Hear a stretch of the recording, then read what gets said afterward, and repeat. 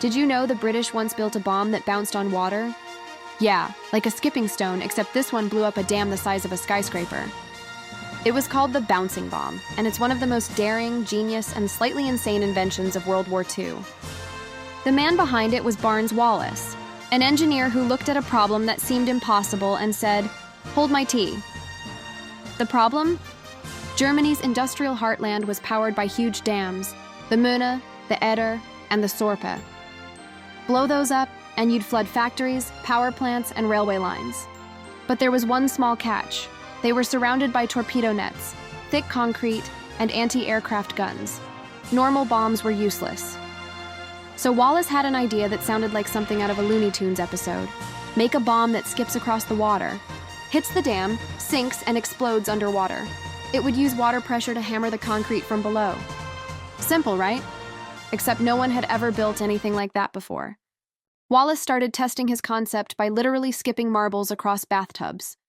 Imagine a British scientist crouched over his tub saying, "For king and country," as he splashes water all over his bathroom floor. The bomb, called Upkeep, was massive, over 9,000 pounds, and it spun backwards at 500 revolutions per minute. That backspin helped it bounce like a flat stone across a lake. But here's the tricky part. For it to work, the bomber had to fly at exactly 60 feet above the water and at 240 miles per hour, at night, while being shot at. No pressure, lads. Wallis's weapon was approved for a top-secret mission in 1943, known as Operation Chastise.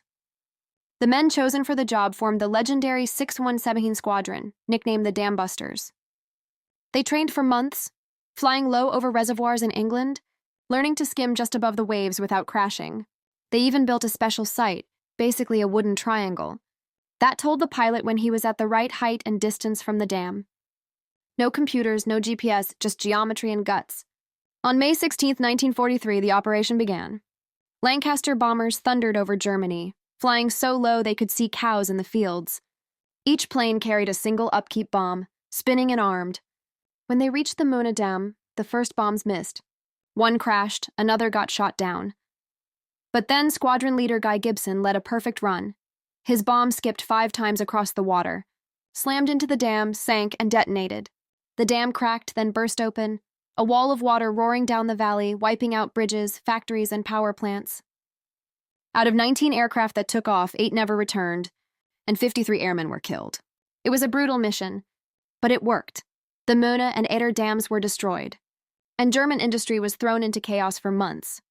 Wallis' invention became legendary, the kind of so crazy it just might work engineering the British are famous for. He later went on to design the Tallboy and Grand Slam earthquake bombs, weapons that could punch straight through reinforced bunkers. And yes, Hollywood loved it too. They made the 1955 film The Dam Busters, complete with dramatic music and pilots with nerves of steel. Fun fact, the movie Ass theme song was later borrowed by Star Wars sound designer Ben Burtt. The Death Star trench run scene was inspired by the real Dam Busters mission. Even modern engineers still study the bouncing bomb S design. It asks a masterclass in physics and creativity.